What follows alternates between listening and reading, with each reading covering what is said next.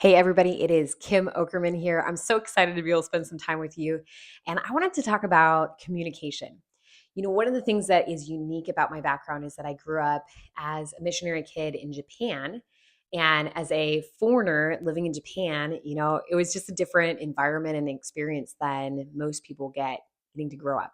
Now, I know there are a number of you that have actually grown up in that experience, and I think you'd agree that it is a little bit unique in its environment.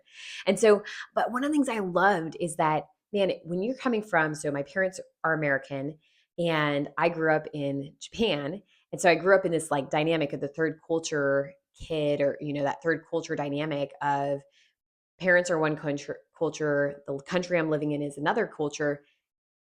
So I've got this unique culture that's some, American Japanese dynamic that really doesn't even exist in the planet. Like it's its own thing.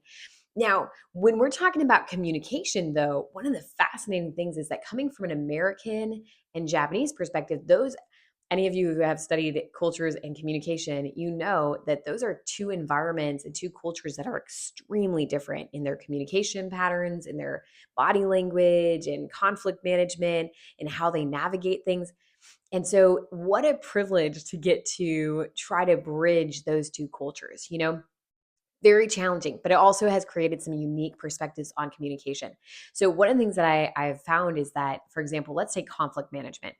In Japan, conflict management can be a little bit more roundabout in some ways. Like you want to, there's a concept called the positive side is that there's a concept called saving face.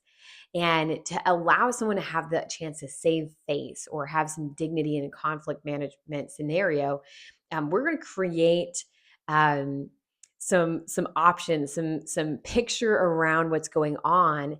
And in many cases, let's say that I'm coming to a colleague and I'm saying, hey, this mistake was made, but I'm not going to just come out and say, hey, dude, you made a mistake. Messed up. That email was wrong. That thing was incorrect. That would be more of an American viewpoint of how I might go across that conflict management. Is to just be very direct and straight to the point, which has a time and a place that's very, very effective.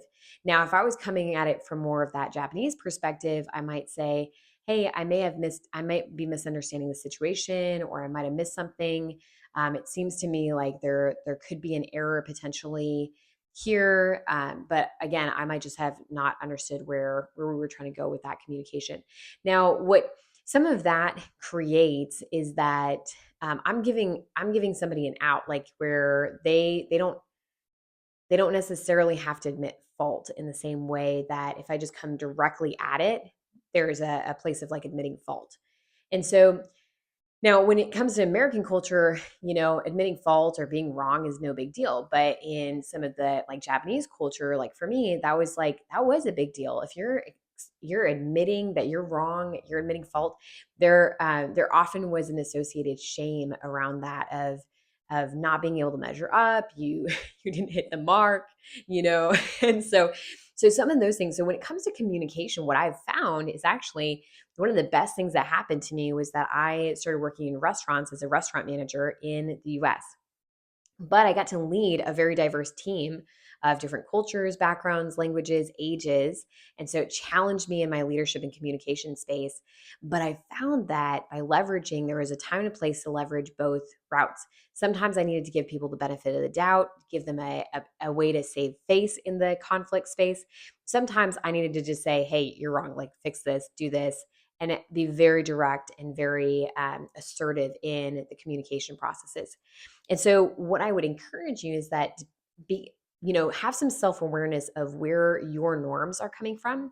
What type of communication do you tend to have when you're talking to people, when you're trying to get something done, when you're trying to address a conflict, and recognize that there are multiple ways to do things.